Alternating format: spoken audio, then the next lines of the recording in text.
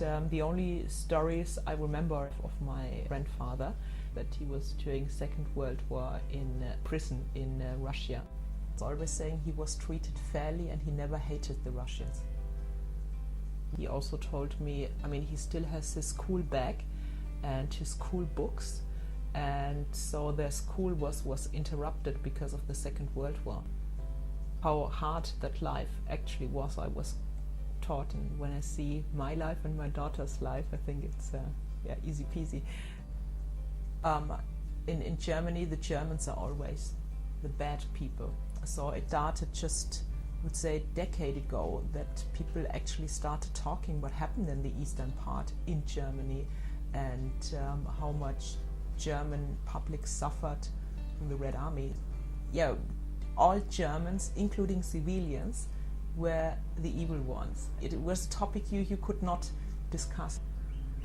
What Germans did, which was horrible, we all know that. We actually were raised with a sense of guilt. Honestly speaking, I hate it, and I find it unfair. I think every nation did things that were horrible, and I think it is important to talk about it, and I'm very proud that Germany, compared to other nations, did talk about it and did actually commit to say it's wrong. It was quite difficult for me when I was from 2003 to 2004. I was in Indonesia and I was to live together with Japanese, Korean and Chinese students. So especially the Japanese, they were so proud of being Japanese. Being proud to be a German is something you actually can't say. Well, it also penetrated subjects in school, and I remember one incident that was in high school. So our teacher, she was asking us, would you have taken Jews in, would you have protected them? So everyone else in the classroom said yes. And I thought about the question and I said, well, I don't know. I would have put my family first, to be honest. And then they kicked me out of the classroom. I lived in a village, and most of my other friends, they were farmers. And, you know, it was quite different than it is now. And I really hated it in my village because my parents knew most of the other parents from my classmates.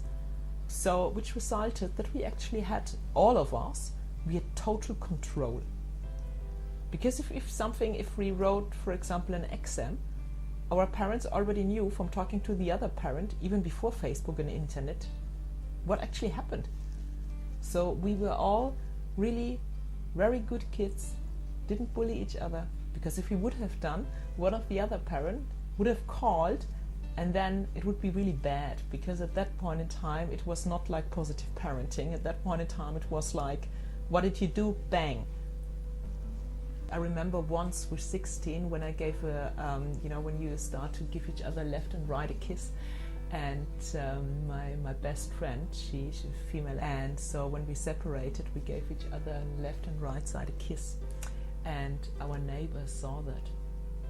And then the following day my parents had a talk about my sexual orientation. So much to the surveillance in the village.